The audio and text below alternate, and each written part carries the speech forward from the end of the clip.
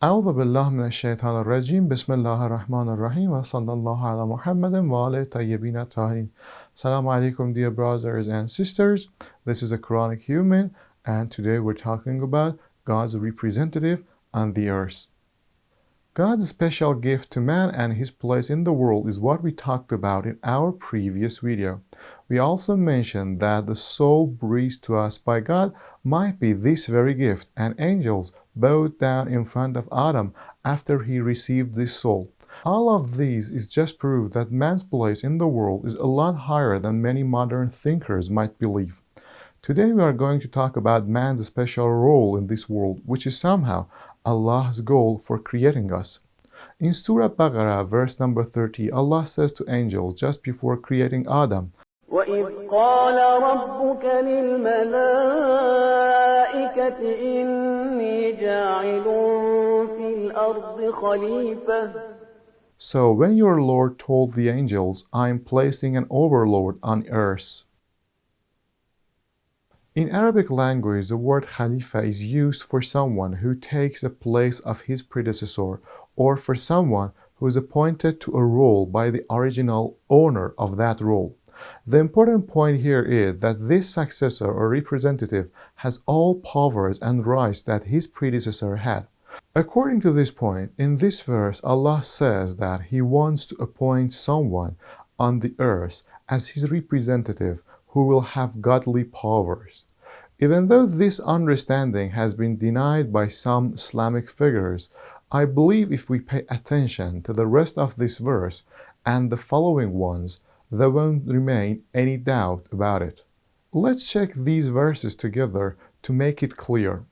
In response to Allah's statement, angels said, قَالُوا أَتَجْعَلُ فِيهَا مَن يُفْسِدُ فِيهَا وَيَسْفِكُ الدِّمَاءَ وَنَحْنُ نُسَبِّحُ بِحَمْدِكَ وَنُقَدِّسُ لَكَ. They said, will you set in it someone who will cause corruption in it and shed blood, while we celebrate your praise and proclaim your sanctity?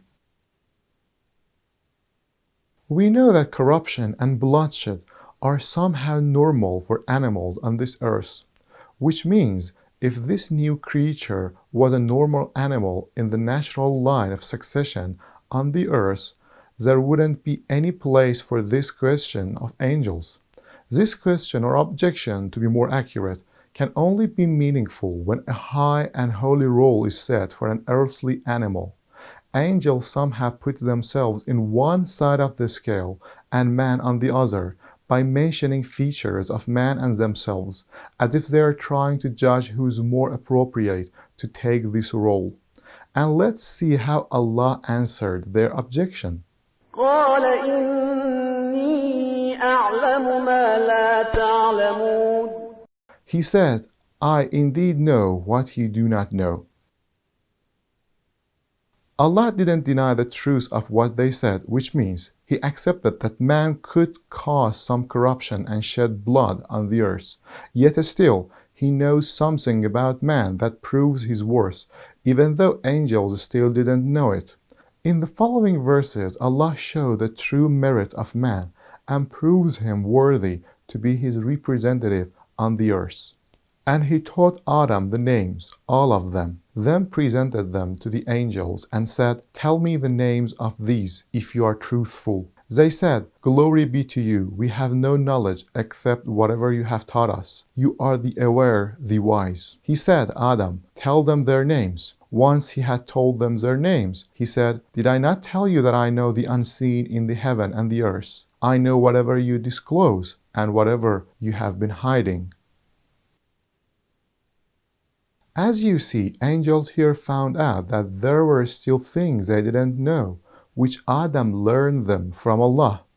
The interesting point is that Adam was taught by Allah and learned these realities, but angels were only told about them and didn't learn them, which proved Adam to be better than them in this regard, and they accepted it. Definitely these names that Adam learned are so important that made him a worthy representative for Allah.